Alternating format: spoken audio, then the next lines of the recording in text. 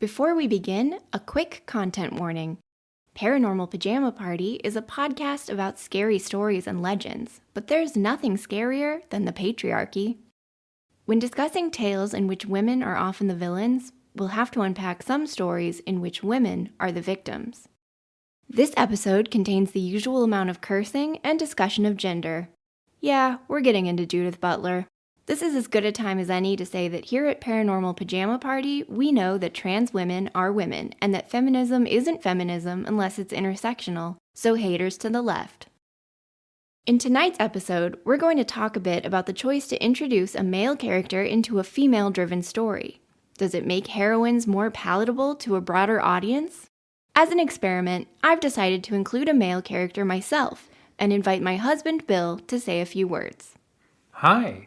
If you're enjoying Paranormal Pajama Party, please give the show a 5-star rating and review on your favorite podcast app. It helps other listeners, including man listeners, find the show, which is fine for men to listen to. Thanks, honey. Did it work? Do you like me better now?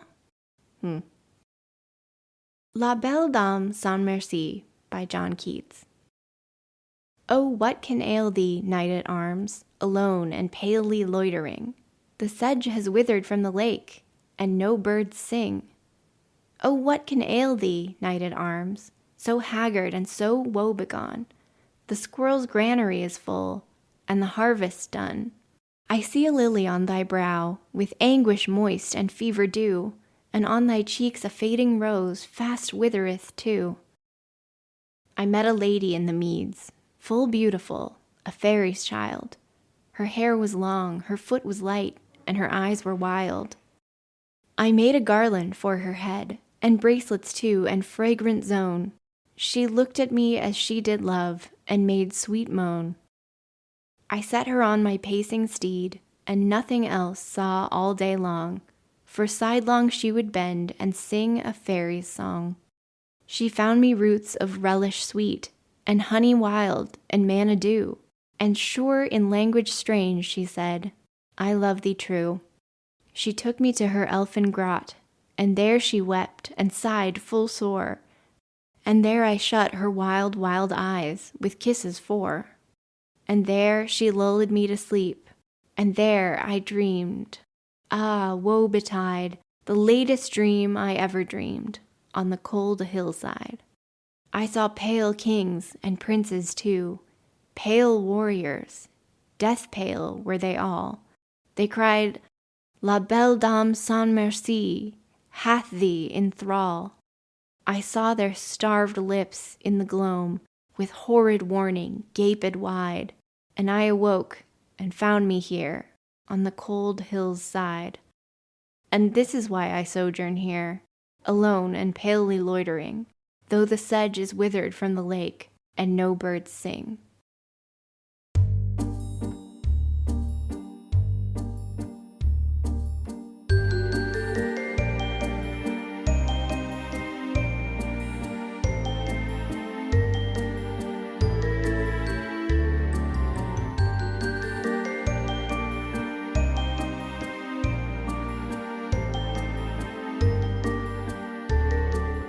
Hi, I'm Steph, and this is Paranormal Pajama Party, the podcast that brings you classic ghost stories and legends featuring female phantoms and femme fatales. Together, we'll brush the cobwebs off these terrifying tales to shed some light on their origins and learn what they can tell us about the deep-rooted fears society projects onto women. Welcome back to the party and part 2 of our discussion about the children's horror movie Coraline. If you missed part 1, I recommend giving that one a listen first. Just to recap, Coraline is a stop-motion film adaptation of an award-winning novella by Neil Gaiman. It's the story of a curious and brave little girl named, Coraline, who discovers a parallel world in her apartment where everything is perfect. Or is it? The other world is entirely the creation of Coraline's other mother, also known as the Belle Dame, who's just like her real mother, only better. Except that she's a terrifying spider monster who wants to remove Coraline's eyes, replace them with buttons, and love her forever. Oh wait, no. She wants to eat up her life. For the other mother, those things are the same. By the way, have you noticed things getting a little weird around here? My sleeping bag is starting to look more and more like a cocoon, and that slumber party guest over there is just made of rats? No judgment, girl, just an observation. Something weird is going on, that's for sure. Oh well, on to tonight's hot button issues. Sorry. When we left off, we were talking about Sigmund Freud, cultural critic Barbara Creed, and the Monstrous-feminine, the idea that patriarchal societies are terrified of women's bodies, sexuality, and power. Freud believed all children must take an Oedipal journey to establish themselves as individuals and separate themselves from what he called the archaic mother. Creed points out that in horror films, the archaic mother is the often unseen female creator who wants to shove her babies back into the suffocating darkness of the womb, and since we can't go back there, the closest analog is death. The Coraline novella and movie lean heavily into the whole Oedipus thing. Because Coraline's a girl, she has to kill the mother figure and identify with a male father figure because heterosexual norms, I guess? I don't know, I still hate Freud. In the real world, Coraline's father, just like her mother, doesn't conform perfectly to traditional gender roles in the way Coraline may subconsciously prefer. He's the one who's barefoot, or at least monkey-slippered, in this case, in the kitchen, and he's the one who has slightly more time for her bids for attention and who sings her silly songs. In the other world, the other father stays out of the kitchen, but still has heaps of time for Coraline. He's also a much better musician, singing her a song with lyrics chock full of red flags, with lines like, "She's as cute as a button in the eyes of everyone," and "Our eyes will be on Coraline." It should be noted that his skill isn't his skill. The Dr. Seuss-like piano that he's playing controls his hands for him and is, like the other father himself, an extension of the other mother. We see this best when one of the gloved hands grabs his mouth to button him up. Pun intended, when he says something that betrays the other mother's evil nature. At the end of the movie, on her way to drop the key to the door to the other world into the bottomless well behind her apartment building, Coraline starts to sing the goofy little song her real father sings early in the film. A lot of the sources I read that analyzed the story from a Freudian perspective picked up on this as the moment she identifies with the masculine just before eradicating the other mother forever, or whatever. But then there's the cat. Immediately after talking at length in episode 8, maybe? I think it was 8, about why cats are always spooky and coded female in pop culture, I have to acknowledge that the cat in Coraline is, in fact, male. But I think there's a specific reason for this choice. In the book, Neil Gaiman's pretty cagey about this. The cat is genderless. The pronoun used is just it for most of the story. But there is one line that stands out in the novella. Standing on the wall next to her was a large black cat, identical to the large black cat she'd seen in the grounds at home. "Good afternoon," said the cat. Its voice sounded like the voice at the back of Coraline's head, the voice she thought words in, but a man's voice, not a girl's. Surprise Bill cameo! Ha! See? There's stuff for boys in this show. Anyway, the cat, which is the same cat after all because, as we've discussed, cats have magical powers and can travel between realms, speaks in a man's voice, and guides Coraline through the other world, sometimes helping her out in a pinch. In a significant departure from the usual depiction of cats, the witch in this story, the other mother, does not like the cat at all. They're enemies. Maybe because he's the only truly male creature in her created universe, her polar opposite. The cat not only guides Coraline, but helps her obtain the last item in her quest after she thinks she's failed. And he's the one to figure out where the other mother has trapped Coraline's parents, undermining her achievements as a heroine in a pretty major way. The point is that Sigmund Freud would find all of this very sensible and fitting because A, he held and generated some pretty sexist beliefs, and B, it aligns with his Oedipal complex theory quite nicely. As the story progresses, she identifies with and becomes loyal to the male cat, signifying that she's gonna make it in our big old patriarchal world after all. The cat's not the only one disempowering Coraline as a female lead, though. In the movie version of the story, director Henry Selick makes a strange choice. He introduces a male character named Wyborn, YB for short, to act as Coraline's foil. In theory, anyway. When YB, like everyone else around her, can't get Coraline's name right, her comeback is to call him, "Why were you born?" And that's a great question, because in a movie about an adventurous little girl who prides herself on her curiosity and exploratory skills and who is trying to find her individuality and independence, YB is a problem. I promise we'll get back to the other mother soon. I just think it's important to look at the entire context of the story and to ask questions about the horror stories we encounter. In a review of the Coraline movie for the web magazine Reactor, writer Lee Mandello makes a fabulous point. Texts are important to shaping culture, to shaping how people see themselves, the roles they're allowed to step into, and the way we understand the world. Having coming-of-age stories for girls that are about danger and bravery, trouble and problem-solving matters. Henry Selick has said that he added YB to the screenplay so that Coraline would have other YB, giving her someone to talk to while she explores the other world. This seems reasonable enough until you realize, as another source points out, that Selick also directed the Tim Burton-produced films The Nightmare Before Christmas and Jane's and the Giant Peach. In both of those movies, the male protagonists talk to themselves and even sing to themselves. There's no reason Coraline couldn't have done the same or just talked to the cat who was already there. So some people, including Mandello and now me, speculate that YB was added because Selick, or maybe whoever greenlit the screenplay, wasn't sure that a female protagonist could carry the whole movie on her own. Otherwise, in a movie about two powerful females, Coraline and the other mother, wouldn't the natural thing be to give her a female friend to talk to? It would be one thing to add a male friend just to get some diversity into the cast, which I guess is the charitable way to look at it. Or even in a cynical cash grab targeting parents of boys, too. But YB is a problem because he robs Coraline of some of the most important discoveries and moments of bravery in her story. YB shows Coraline the well she's searching for at the start of the film. He gives her the button-eyed rag doll that the other mother uses to spy on her. And he reveals the horrible secret of the Pink Palace, that the children who live there, including his great-aunt, disappear. Coraline doesn't discover anything on her own, and YB's leg up on the house's history puts him in a position of power. In the other world, other YB rescues Coraline from behind a mirror where the other mother has put her in a horrifying version of Time Out. Whereas in the book, Coraline stubbornly waits the monster mother out, refusing to cry even though she wants to. Not only does he save her from the mirror, but he sneaks her out of the other world and literally pushes her back into the real world against her will. Then he sacrifices himself heroically, the way valiant male heroes always get to do. Coraline is reduced to a damsel in distress.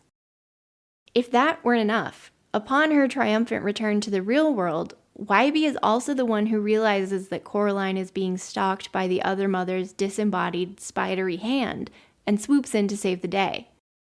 Not only does he once again rescue Coraline at great danger to his chivalrous self, but he's the one who crushes the hand with a rock, winning the day and defeating the other mother at last. Coraline does some shrieking. It's just a real bummer. It feels like such a missed opportunity and a cop-out to traditional gender norms in an otherwise really special movie. And let's talk about gender norms, because in the other world, there are no blurred lines around gender.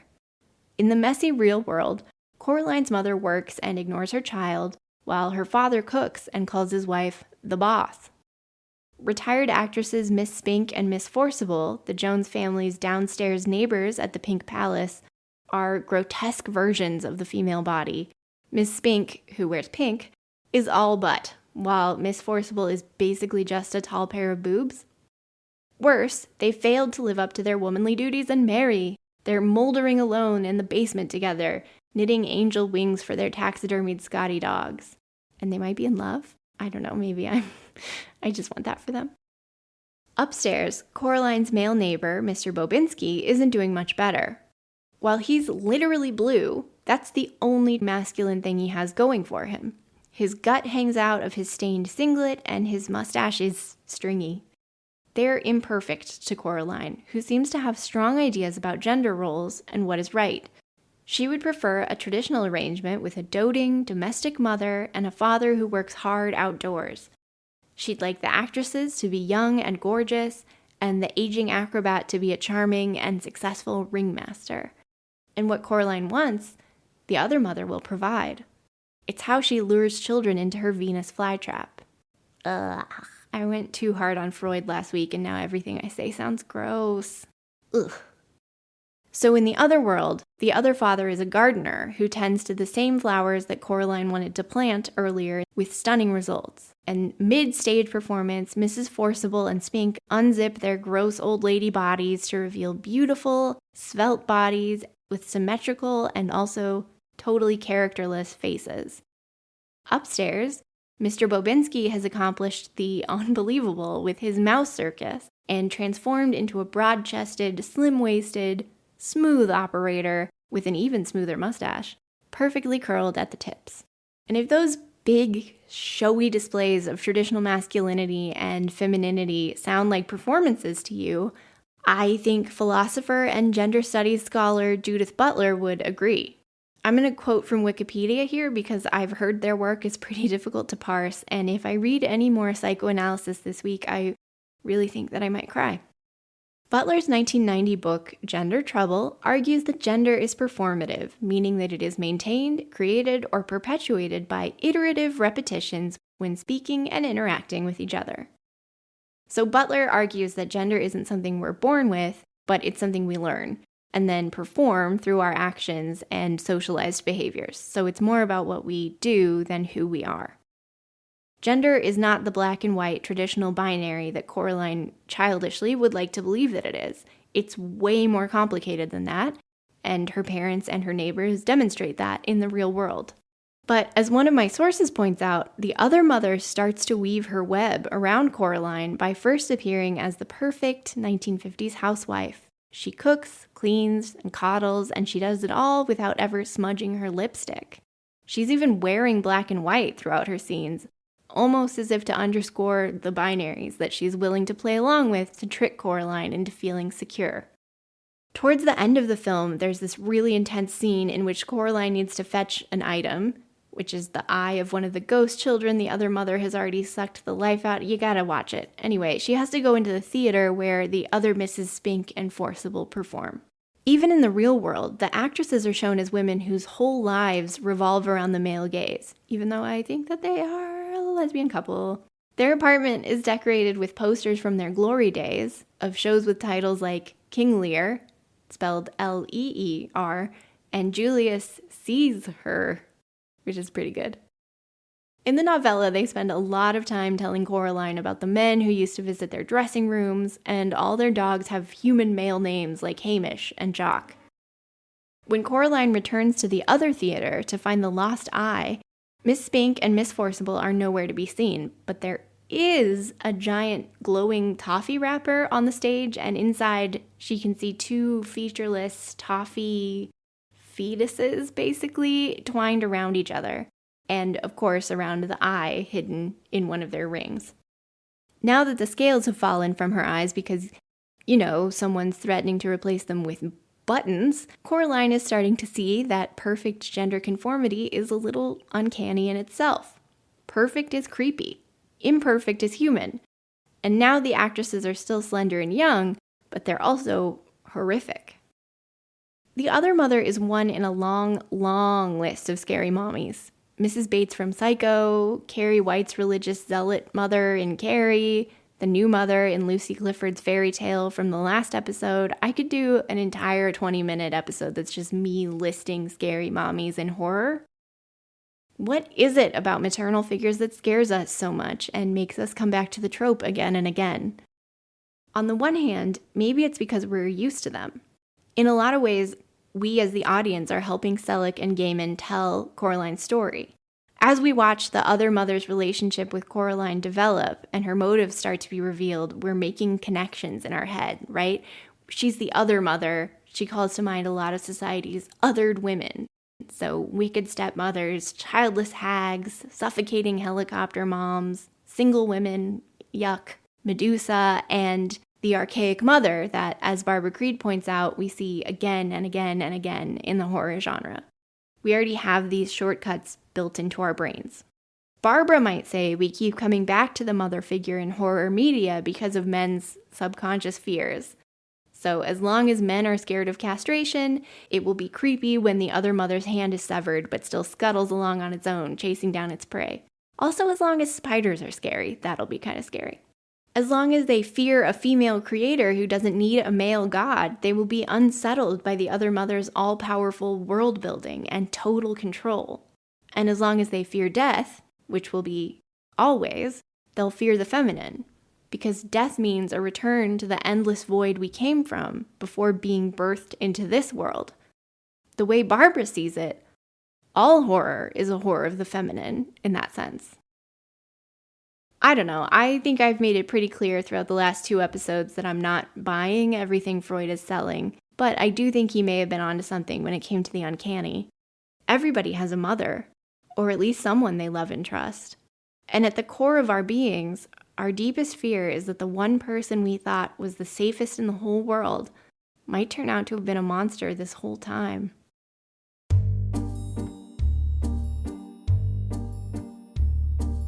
You know what that music means, friends. It's once again time for Lights Out at the Paranormal Pajama Party. But don't worry, Lights Out doesn't mean you have to go. You can stay here at our lovely little pajama party forever if you'd like. Now, what color buttons would you like for your eyes?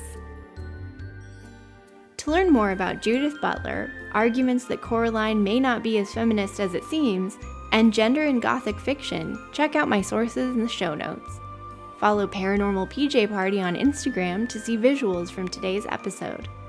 I'll see you next week for more spine-tingling tales and critical discussion. In the meantime, don't forget, ghosts have stories, women have voices. Dare to listen.